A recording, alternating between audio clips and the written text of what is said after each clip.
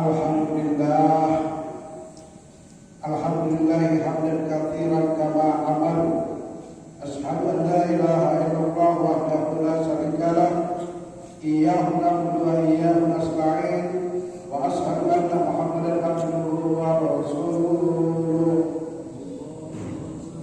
Allahumma shalli wa sallim wa barik ala sayyidina Muhammadin wa ala alihi wa sahbihi ajma'in. Amma ba'd, fa ya ayuhan nas, usikum wa nafsi bi taqwallah wa ta'atihi la'allakum turhamun.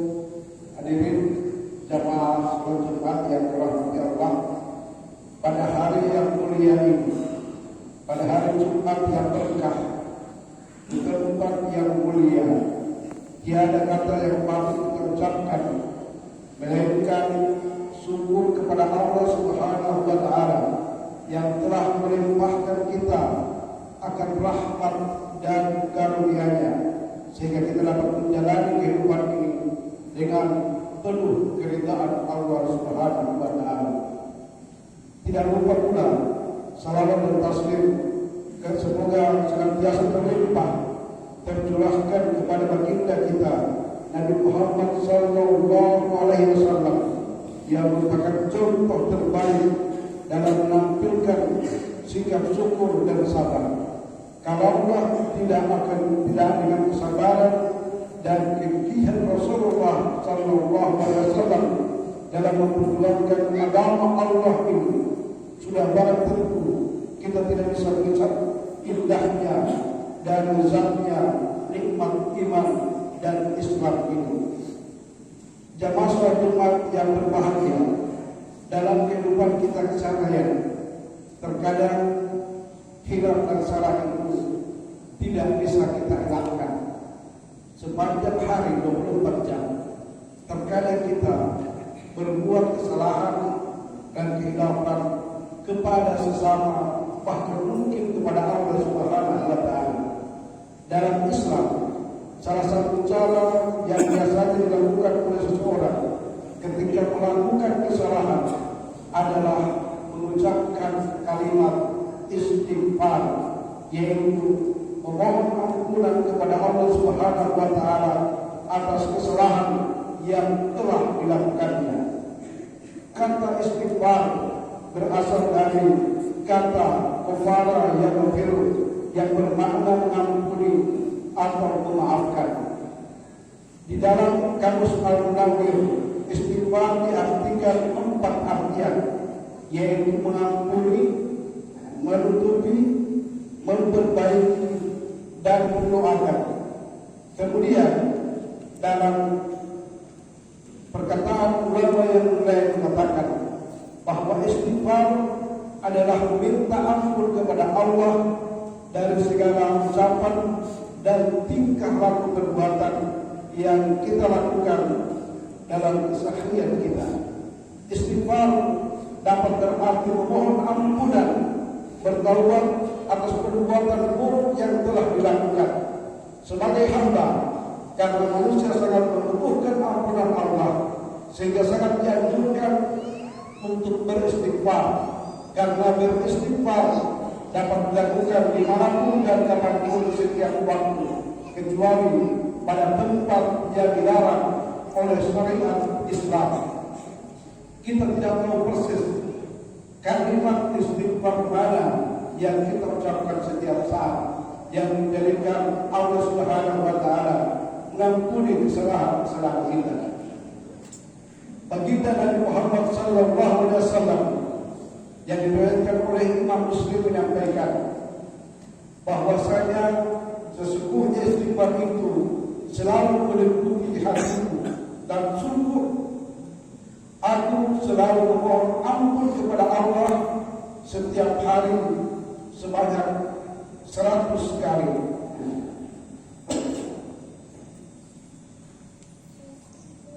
Jamaah salat Jumat yang berbahagia, Rasulullah SAW saja orang yang maksum, orang yang terbebas dari kesalahan dosa masa lalu, dosa yang kini dan dosa yang akan datang.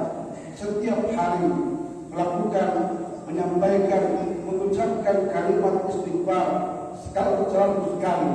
Apatah lagi dengan kita, orang yang biasa, yang tidak pernah luput dari kesalahan dan dosa. Oleh karena itu, khatib ingat kisah dari Imam Ahmad bin Hanbali dengan berjual roti. Jamaah Jumat yang dirahmati oleh Allah Subhanahu wa taala. Imam Ahmad bin Hanbali pada masa-masa tuanya, di akhir-akhir kehidupannya di atas dunia, pernah di suatu malam terpetik keinginan yang sudah tidak bisa ditahan lagi, yang ingin ke Basrah, negeri Irak. Maka pada hari itu Imam Ahmad bin Hanbali bergegas untuk mempersiapkan diri menuju Basrah. Dia bercerita saat tiba dia di Basrah, kemudian dia sudah masuk waktu sholat Isya. Kemudian dia ikut sholat berjamaah Isya di masjid. Hatinya merasa tenang, kemudian istirahat di masjid. Begitu selesai sholat dan jamaah bubar, Imam Ahmad ingin tidur di masjid. Tiba-tiba marbot atau penjaga masjid datang menemui Imam Ahmad sambil bertanya, "Mengapa Syekh panggilan untuk orang tua dan mau apa engkau di sini, wahai orang tua?" Maka marbot itu pun tidak mengetahui bahwa yang berada di hadapannya ini adalah seorang ikhwan Imam Ahmad. Imam Ahmad pun tidak memperkenalkan dirinya. Di Irak, semua orang kenal Imam Ahmad sebagai ulama besar dan ahli hadis, sosok ulama yang sangat soleh dan zuhud. Zaman itu memang tidak ada foto, sehingga orang tidak tahu wajahnya, hanya tahu namanya sudah terkenal. Imam Ahmad menjawab, "Saya ingin beristirahat. Saya adalah seorang musafir." Marbot itu berkata, tidak boleh engkau tidur di masjid ini." Imam Ahmad melanjutkan ceritanya bahwa di masjid itu saya didorong-dorong oleh marbot itu, disuruh keluar dari masjid. Maka setelah keluar dari masjid, maka dikuncilah pintu masjid oleh penjaga masjid tersebut. Setelahnya Imam Ahmad ingin numpang tidur sejenak, walau hanya di teras masjid. Ketika sudah berbaring di teras masjid, marbotnya datang lagi dan marah-marah kepada Imam Ahmad. Maka setelah itu Imam Ahmad diusir, bahkan didorong dari teras masjid sampai ke jalanan. Di samping masjid itu ada penjual roti yang rumahnya kecil. Di rumahnya itu ia membuat dan menjual roti. Penjual roti itu sedang membuat adonan sambil melihat Imam Ahmad didorong-dorong oleh marbot masjid. Saat Imam Ahmad sudah berada di jalanan, maka penjual roti itu memanggil dari jauh dan mengajaknya menginap di rumahnya. Imam Ahmad bersedia dengan ajakan tersebut. Imam Ahmad masuk ke rumah penjual roti. Di belakangnya tukang roti itu sedang membuat roti. Imam Ahmad masih tegak untuk memperkenalkan siapa dirinya sebenarnya. Perilaku dan penjual roti itu sungguh di luar daripada kebiasaan. Dilihat oleh Imam Ahmad, tatkala dia mengaduk adonan, dia membaca istighfar kepada Allah Subhanahu wa taala. Saat dia memasak pun, dia mengucapkan istighfar kepada Allah. Saat meletakkan garam, membaca astagfirullah. Memecahkan telur, dia bacakan astagfirullah. Mencampur gandum, membaca astagfirullah. Selalu dia mengucapkan kalimat istighfar ini. Imam Ahmad memperhatikan orang tersebut dan bertanya, "Wahai saudaraku, sudah berapa lamakah engkau lakukan seperti ini, membaca istighfar setiap saat?" Maka penjual roti itu menjawab, sudah lama sekali ya Syekh, saya menjual roti sudah 30 tahun lamanya. Jadi semenjak itu saya lakukan kalimat istighfar ini. Maka Imam Ahmad bertanya, wahai saudaraku, apa yang engkau dapatkan dari perbuatanmu senantiasa mengulang-ulang kalimat istighfar ini? Maka penjual roti menyampaikan, seluruh keinginan yang dia inginkan dicapai gara-gara dia senantiasa mengucapkan kalimat istighfar. Tetapi herannya masih satu keinginannya yang belum terpenuhi. Bolehkah aku tahu apakah keinginanmu tersebut, wahai saudara?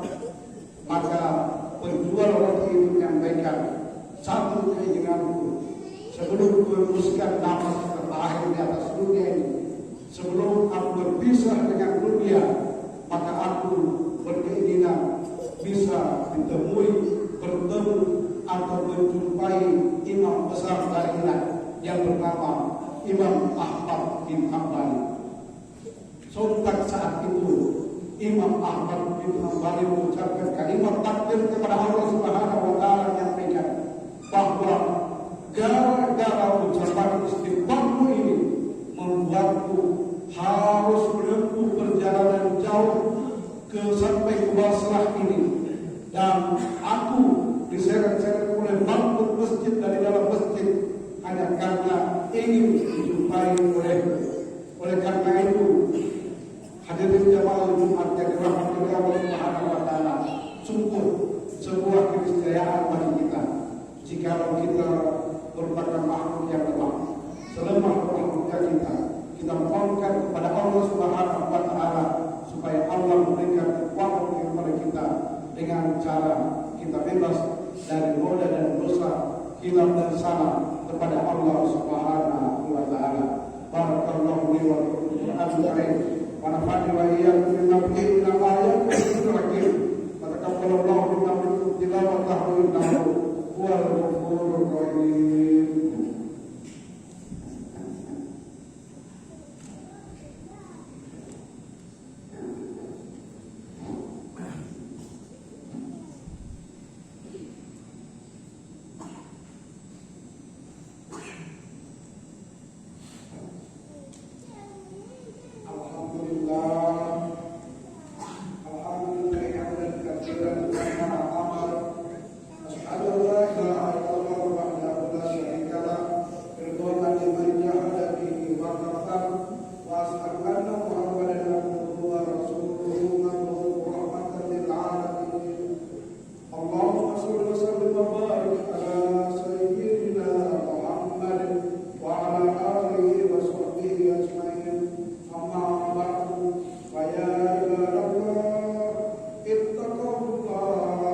Ittaqullah